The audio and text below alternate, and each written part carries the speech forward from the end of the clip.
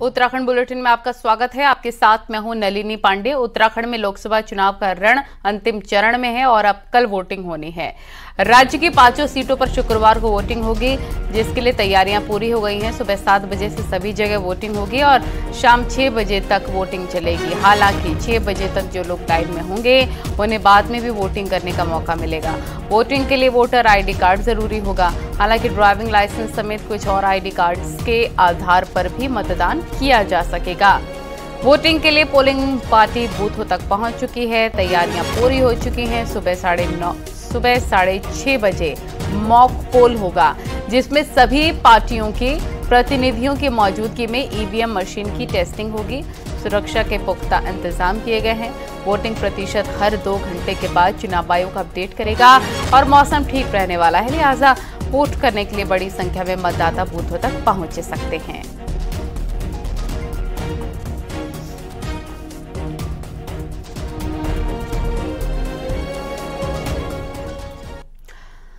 उत्तराखंड की 5 सीटों पर एक साथ वोटिंग होगी, जिसके लिए चुनाव आयोग की तैयारी पूरी है। बूथों पर लाइव वेबकास्टिंग के साथ ही महिला बूथ और दिव्यांग बूथ भी तैयार किए गए हैं।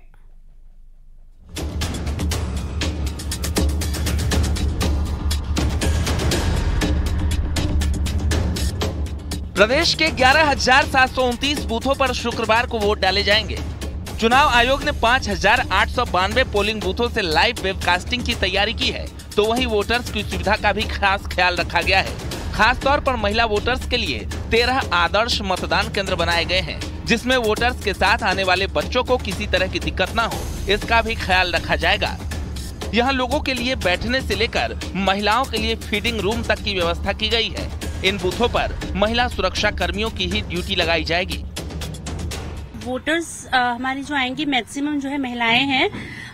मैक्सिमम महिलाएं, पर ये नहीं कि सारी महिलाएं हैं, उनमें पुरुष भी होंगे।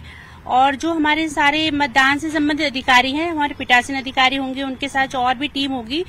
और इवन यहाँ तक कि जो हमारी गार्ड होंगी वो भी महिलाएं होंगी। राज्य में 85 बूथ सिर्फ महिला कर्मचारी ही चलाएंगे। सुबह 6:30 बजे मॉक ड्रिल होगी, जबकि सुरक्षा के भी चाक चौबंद इंतजाम किए गए हैं। सुरक्षा व्यवस्था के लिए काफी कड़ी व्यवस्था की गई है। आज से कल से ये बॉर्डर भी बंद हो गया हमारा और ड्राई डे भी शुरू हो गया है। इंटरनेशनल बॉर्डर बंद है, इंटरस्टेट बॉर्डर भी बंद हो गया है। सो हमारी सुरक्षा इंतजाम बहुत ही अच्छा हमने किया है। सो इस बार चुनाव बहुत ही शांतिपूर्वक संपन्न होगा। 83,37,914 मतदाता 5 सीटों पर प्रत्याशियों के भाग्य का फैसला करने जा रहे हैं। इसके लिए चुनाव आयोग भी पूरी तरह से तैयार है। न्यूज़ 18 के लिए देहरादून से भारती सकलानी की रिपोर्ट।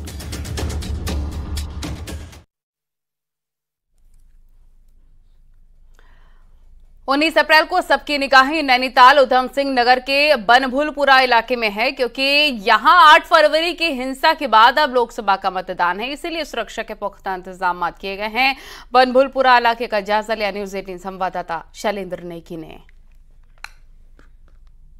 19 अप्रैल को उत्तराखंड की 5 लोकसभा सीटों में मतदान होना है, लेकिन इस मतदान के बीच में हम पहुंचे हैं बनभूलपुरा इलाके में, जहां 8 फरवरी को एक तरीके की हिंसा हुई थी और जबरदस्त उपद्रव यहां पर हुआ था। लेकिन हालात अब सामान्य हो चले हैं और ऐसे में यहाँ के जो मतदाता हैं वो भी अब मतदान में हिस्सा लेने के लिए धीरे धीरे आगे बढ़ रहे हैं, क्योंकि कल मतदान होना है। और ये आप देखिए, इस तरफ राजकीय बालिका इंटर कॉलेज बनभूलपुरा, और जो हिंसा हुई थी वो यहाँ से तकरीबन आधा किलोमीटर की दूरी पर हुई थी। और ये ऊपर जो चुनाव आयोग है उसने बाकायदा एक विशेष तौर की अपील, क्योंकि यहाँ पे मुस्लिम बहुल इलाका है, वो लिखा गया है अम्मी अप्पी अब्बू जान करना है सबको मतदान। तो ऐसे में ये अपील यहाँ पर चुनाव आयोग की तरफ से की गई है। और हमारे साथ यहाँ के जो ARO हैं AP वाजपेयी साहब, वो मौजूद हैं। सर, किस तरीके की विशेष तैयारियां हैं यहाँ पर बनभूलपुरा इलाके में मतदान?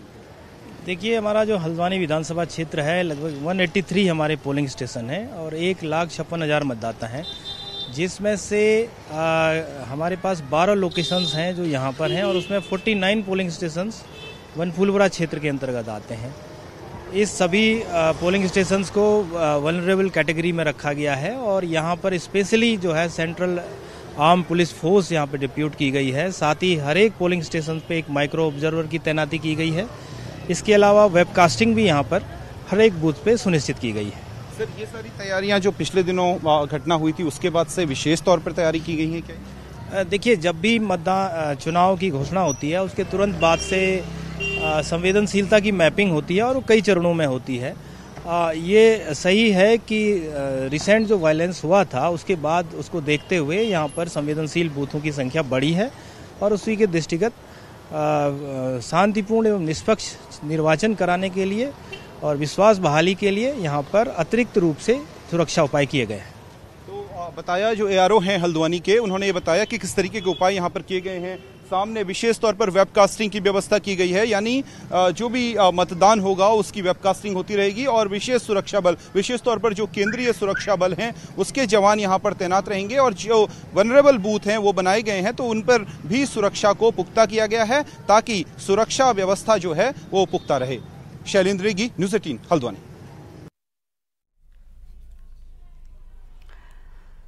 खटीमा पहुंचे सीएम पुष्कर सिंह धामी ने प्रदेश की जनता से अपील की है कि वो कल होने वाले मतदान में बड़ी संख्या में हिस्सा ले। सीएम धामी ने कहा कि 100% मतदान होना चाहिए। मेरा उत्तराखंड के सभी देवतुल्य जनता से, मतदाताओं से, सभी से मेरा निवेदन है कि कल 19 अप्रैल को उत्तराखंड का 5 सीटों का मतदान होना है। बड़े बुजुर्ग, माताएं, बहनें, नौजवान साथी और विशेषकर से हमारे नव मतदाता जो पहली बार अपने मताधिकार का प्रयोग करने वाले हैं, मैं सबसे अनुरोध करूंगा कि उत्तराखंड का हमारा मतदान प्रतिशत 100% होना चाहिए, अच्छा होना चाहिए। उसके लिए मेरा सभी से अनुरोध है कि सब लोग मतदान करें, पहले मतदान करें फिर जलपान करें और इस लोकतंत्र के महायज्ञ में अपना योगदान अवश्य करें और अपनी भागीदारी सुनिश्चित करें।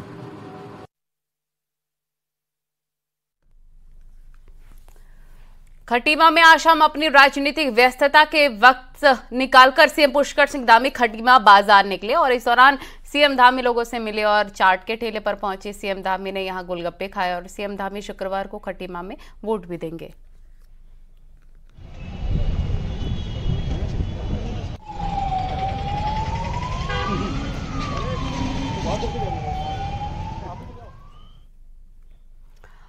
लोकसभा चुनाव के लिए वोटर्स में जोश है। दुबई में कारोबार करने वाले पिथौरागढ़ जिले के निवासी गिरीश पंत वोट डालने के लिए अपने गांव आए हैं। गिरीश पंत का कहना है कि चुनाव लोकतंत्र का महापर्व है, लिहाजा इसमें सब वोटर्स को हिस्सा लेना चाहिए। लोकतांत्रिक देश में होने वाले मतदान का कल से प्रथम चरण है। मैं आप सभी मतदाताओं से, भारतीय और प्रवासी भारतीयों से ये विनती पूर्वक आग्रह करना चाहता हूं कि अपने मत का 100% मतदान करें। प्रथम चरण में कल से घर से निकलें और मतदान दें, जिससे भारत एक सशक्त भारत, विकसित भारत।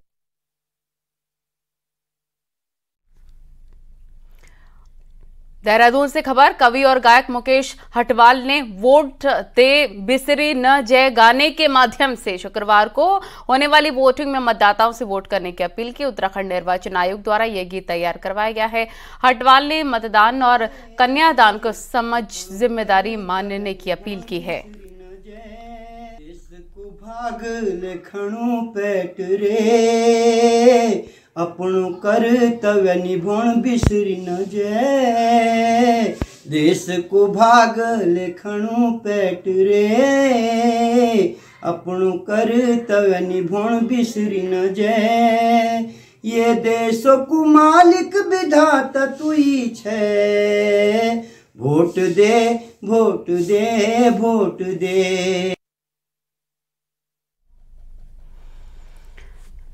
तो वोट जरूर दीजिएगा। लोकसभा चुनाव में वोटिंग से पहले अब बॉर्डर पर चेकिंग तेज हो गई है। करीब 72 घंटे तक नेपाल से लगी 250 किलोमीटर की सीमा को सील कर दिया गया है। साथ ही उत्तराखंड से लगने वाले यूपी, हरियाणा और हिमाचल से 93 इंटरस्टेट सीमाओं पर भी चेकिंग व्यवस्था जोरों पर है। वहीं देहरादून के आशा रोडी बॉर्डर पर चेकिंग के दौरान हमारे संवाददाता ने भी जायजा लिया। आपको सुनवाते हैं। चुनाव को मात्र कुछ घंटे ही बचे हैं, जिसको लेकर अब प्रशासन पूर्ण रूप से अलर्ट है। अभी हम खड़े हैं देहरादून के आसा रोड पे, क्योंकि यहाँ पे यूपी से लगा हुआ ये पूरा बॉर्डर है और आप देख सकते हैं कि किस तरीके से यहाँ पे चेकिंग हो रही है। आसा रोड पे हर गाड़ी को रोक कर पुलिस और जो यहाँ पे फ्लाइंग स्क्वाड टीम है वो यहाँ पे उनको रोक रही है, उनसे चेक कर रही है कि किसी भी प्रकार की अवैध वस्तु या अवैध तरीके से कोई भी व्यक्ति इस सीमा को क्रॉस न करे, जिससे कि चुनाव पर किसी भी प्रकार का प्रभाव पड़े। हमारे साथ यहाँ पे फ्लाइंग स्क्वाड टीम के जो अधिकारी हैं उनसे ही बात कर लेते हैं। सर, क्या कुछ आप लोग देखते हैं, किस तरीके से आपकी व्यवस्था यहाँ पे है? हाँ सर, एक्चुअली हम लोगों की 3 टाइम की व्यवस्था है। हम लोग 3 टीमों में बटे हुए हैं।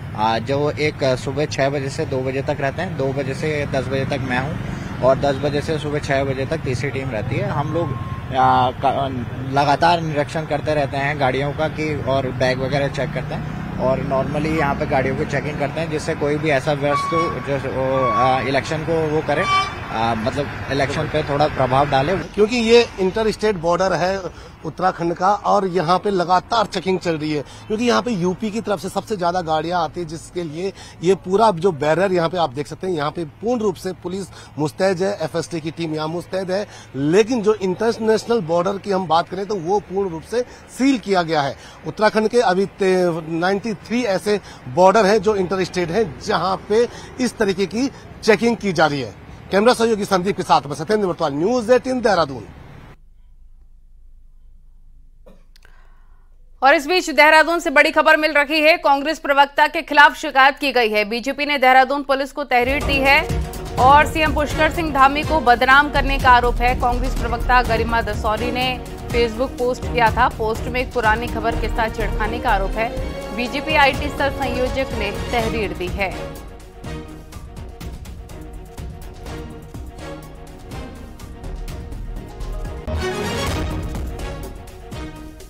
कल होने वाले मतदान के लिए पोलिंग पार्टियां पहुंच गई हैं। नैनीताल के 100 नंबर बूथ पर मतदान करने आए अधिकारियों का जोरदार स्वागत किया गया। महिलाओं ने कुमाऊनी अंदाज में मतदान अधिकारियों का स्वागत किया और इस दौरान इन सभी लोगों ने स्वस्थ लोकतंत्र के लिए सभी से अपील की कि वो अपने मतदान का प्रयोग करें। बहुत ही उत्साह है और जिम्मेदारियां तो दी ही गई हैं, जिम्मेदारियों का पालन करना हमारा परम कर्तव्य है। धन्यवाद। एक चीज है कि जो आखिरी तक मतदाता आता है तो उसको भी मतदान करने का पूरा अधिकार होता है, तो उसको लेके कितना तैयार है?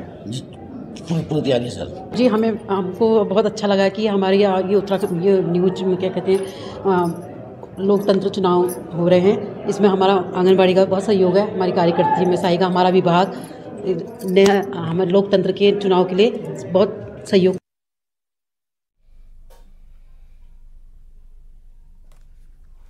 टिहरी जिले में लोकसभा चुनाव और शादियों के चलते टैक्सी मैक्सी गाड़ियां नहीं मिलने से आम यात्रियों को दिक्कतों का सामना करना पड़ रहा है। लोकसभा चुनाव में गाड़ियों के चले जाने और शादियों की बुकिंग की वजह से सड़कों पर यात्री परेशान हैं। पर आवाजाही के लिए गाड़ियां नहीं मिल रही हैं। वहीं यात्रियों ने कई गाड़ी वालों पर मनमाना किराया मांगने का आरोप भी लगाया है। बिल्कुल मिल नहीं रही, कोई भी ट्रांसपोर्ट की बहुत दिक्कत है। गवर्नमेंट को यहाँ पे ज़्यादा पब्लिक ट्रांसपोर्ट रखना चाहिए। यहाँ पे हमारे जाने उत्तरकाशी जाना है, मैं शादी में ना, अब तो ये गाड़ी नहीं मिल रही, कब से खड़े हैं यहाँ, ना छोटी गाड़ी ना बड़ी। देखो जरा बहुत ही परेशानी, बहुत ज़्यादा परेशानी हो रही है। मैं हॉस्पिटल आया था लेकिन आधे घंटे से यहाँ पे खड़ा है, लेकिन मेरे को कोई कन्वेंस नहीं मिल रहा। नीचे से मैं किसी की लिफ्ट लेके आया था और किसी के साथ स्कूटी में, यहाँ पे आधा घंटा करीब हो गया। नैनीताल हाईकोर्ट ने मिलावटी दूध के मामले में राज्य सरकार से शपथ पत्र मांगा है। हाईकोर्ट ने सरकार से पूछा है कि जो याचिकाकर्ताओं ने दोषी अधिकारियों और मंत्रियों के खिलाफ 10 जनवरी 2024 को एफआईआर दर्ज कराने के लिए पत्र दिया था, उस पर क्या कार्रवाई की गई है। वहीं कोर्ट ने सरकार से 4 हफ्तों में शपथ पत्र के साथ कोर्ट में पूरा ब्यौरा देने के लिए भी कहा है। आपको बता दें कि भुवन पोखरिया ने हाईकोर्ट में जनहित याचिका दाखिल कर कहा है कि दुग्ध विभाग द्वारा जनता को मेलामाइन, कास्टिक सोडा, अल्कोहल वाला दूध सप्लाई किया जा रहा है।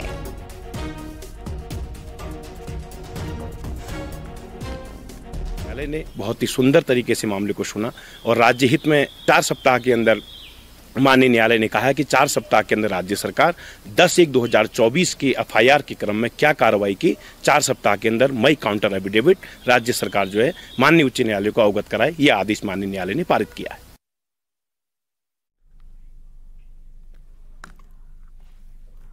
उत्तरकाशी में तिलोथ पावर हाउस के ऊपर लंबगांव सड़क पर 2 गाड़ियों की जबरदस्त टक्कर हो गई। हादसे में दोनों गाड़ियों के ड्राइवर बुरी तरीके से घायल हो गए, जिन्हें की जिला अस्पताल में इलाज के लिए भर्ती करवाया गया। इस सड़क हादसे की वजह से काफी देर तक लंबा जाम भी लगा रहा।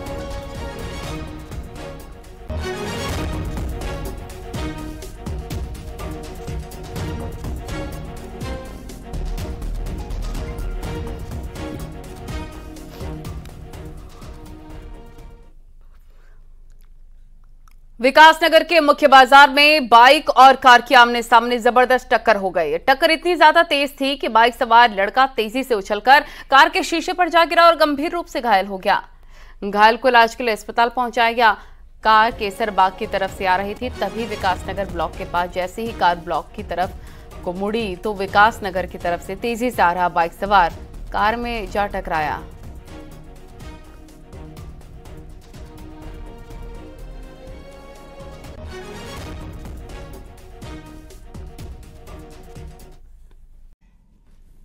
तो शुक्रवार को वोटिंग के दिन के लिए राज्य के दोनों प्रमुख पार्टी बीजेपी और कांग्रेस ने तैयारी दुरुस्त कर ली है। बूथ से लेकर प्रदेश ऑफिस तक वोटिंग की मॉनिटरिंग का मैनेजमेंट तैयार हो गया है।